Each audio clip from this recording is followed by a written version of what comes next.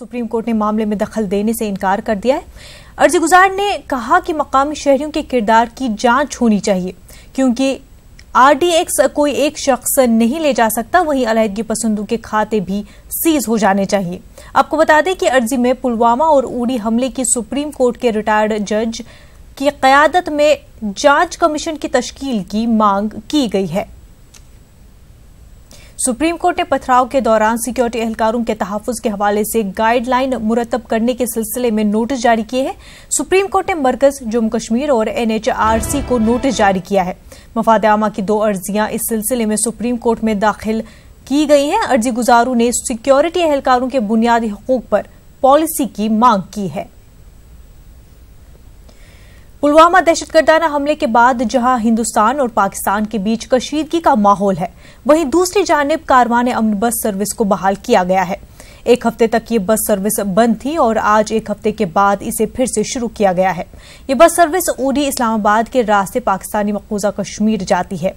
Poonch Rawalakot bus service को भी कई दिनों बाद बहाल किया गया है।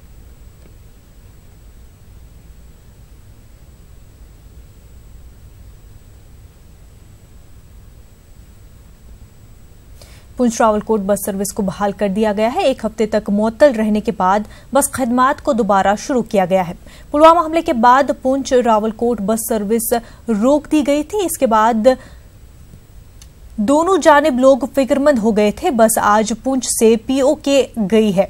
इस बस में POK से 1 महीने पहले आए 10 अफराद दोबारा अपने वतन लौट, साथ ही यहां से 2 अफराद POK रवाना हुए हैं।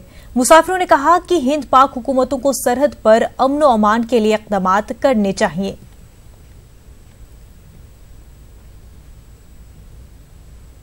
आगे 10 साल के बाद मिलता है, ये भी रास्ता बंद कर दें, हम तो भाई पीछे हट जाएंगे।